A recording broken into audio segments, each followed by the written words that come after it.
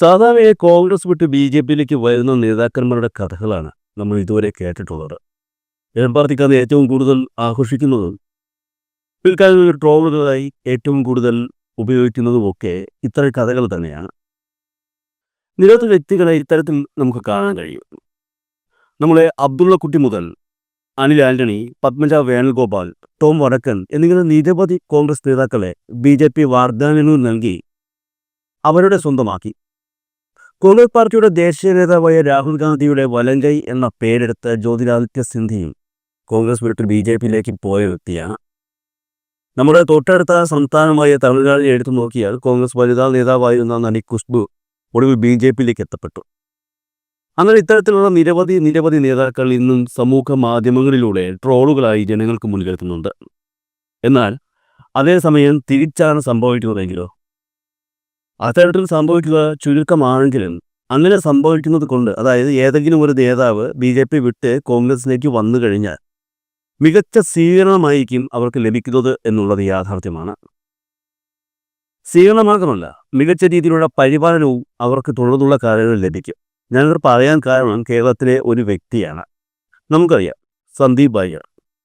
ഒരർത്ഥത്തിൽ B J പിക്ക് വേണ്ടി മാറിനെ പോലെ പണിയെടുത്ത സന്ദീപ് വാര്യർക്ക് അവിടെ നിന്നും ലഭിച്ച അവഗണനയിലും പരിഹാസങ്ങളിലും മനസ്സുമടുത്ത് ഒടുവിൽ കോൺഗ്രസിലേക്ക് എത്തപ്പെട്ടതോടെ അദ്ദേഹം സ്വപ്നത്തിൽ പോലും വിചാരിക്കാത്ത രീതിയിലുള്ള സ്വീകരണം തന്നെയാണ് അവിടെ ലഭിച്ചത്. പാലക്കാട് ഉപതെരഞ്ഞെടുപ്പിന്റെ പശ്ചാത്തലത്തിലായിരുന്നു സന്ദീപ് വാര്യർ കോൺഗ്രസിലേക്ക് എത്തിയത്. സന്ദീപിന്റെ കടന്നുവരവ് രണ്ട് തരത്തിൽ വ്യാഖ്യാനിക്കപ്പെട്ടു.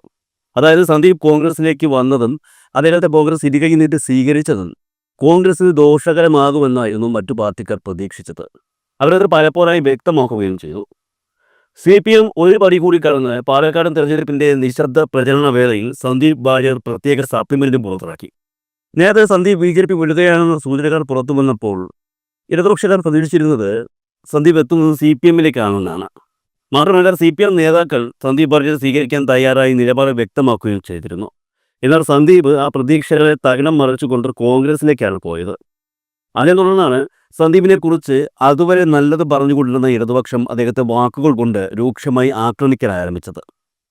മറ്റൊരു കാര്യം എന്ന് പറഞ്ഞാൽ, BJP സംസ്ഥാന പ്രസിഡന്റ് കെ സുരേന്ദ്രൻ സന്ദീപിനെതിരെ ശക്തമായി രംഗത്തെത്തുകയായിരുന്നു. പുള്ളിയുടെ സംസാരം ഒരു തരത്തിലുള്ള പ്രാക്ക് പോയായിരുന്നു. നീ എവിടെ പോയാലും രക്ഷപ്പെടില്ലട എന്നൊക്കെയുള്ള ഒരു ടോണിലായിരുന്നു പുള്ളി സംസാരിച്ചത്. അതേസമയം സന്ദീപിന്റെ വരവിനെ കോൺഗ്രസുകാർ പ്രതീക്ഷയോടെയാണ് കണ്ടത്. സന്ദീപ് വന്നത് വെറുതെയല്ല. BJPയെയും RSSനെയും ഏതൊക്കെ രീതിയിൽ വാക്കുകൾ കൊണ്ട് ആക്രമിക്കാൻ കഴിയുമോ ആ രീതിയിലെല്ലാം ആക്രമിച്ചു കൊണ്ടായിരുന്നു അദ്ദേഹം കോൺഗ്രസിലേക്ക് കടന്നു വന്നത്. മാത്രമല്ല, BJPക്കുള്ളിൽ നടക്കുന്ന കുടുംബാധിപത്യത്തെക്കുറിച്ചും കെ സുരേന്ദ്രന്റെ ഏകാധിപത്യത്തെക്കുറിച്ചും വെട്ടിത്തുറന്ന് പറയാൻ സന്ദീപ് തയ്യാറായി. മുൻകാലങ്ങളിൽ തനിക്ക് മുസ്ലിം മത സമുദായത്തോട് എടുക്കേണ്ടി വന്ന നിലപാടുകൾ BJPയിലെ നേതാക്കൾ പറഞ്ഞിട്ടാണ് എന്നുള്ള തുറന്നു പറച്ചിലും അദ്ദേഹം നടത്തി. അന്ന് പറഞ്ഞതിനെല്ലാം ഇന്ന് മാപ്പും ചോദിച്ചു.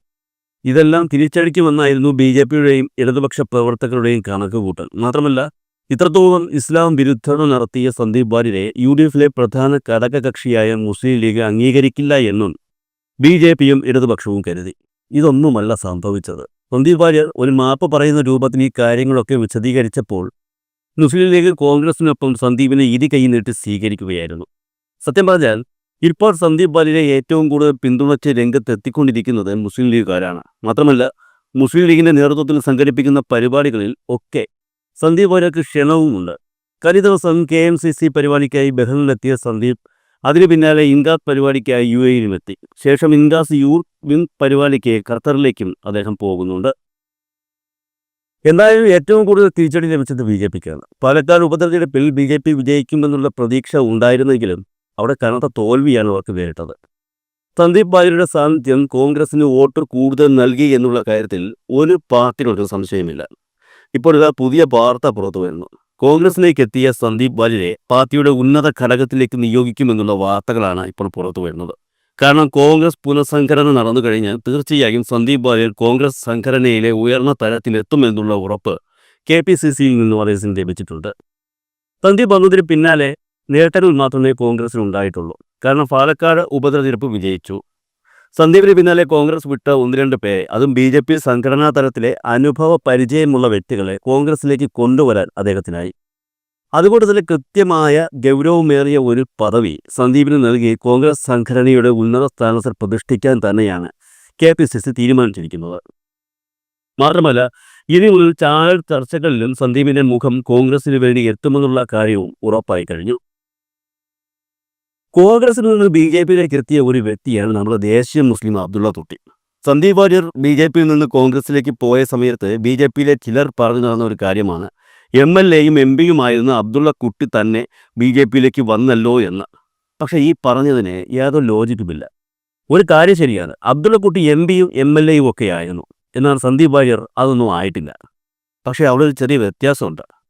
അബ്ദുള്ള കുട്ടി MPയും MLAയും ഒക്കെ ആയത് സ്വന്തം കഴിവുകൊണ്ടല്ല. ആദ്യം CPMയുടെ സംഘടനാ ശക്തിയും പ്രവർത്തകരും അബ്ദുള്ള കുട്ടിക്കൊപ്പം നിന്നതുകൊണ്ട് അദ്ദേഹം MP ആയി. പിന്നീട് കോൺഗ്രസിലേക്ക് പോയ ശേഷം അവരുടെ പിന്തുണയിൽ MLA ആയി.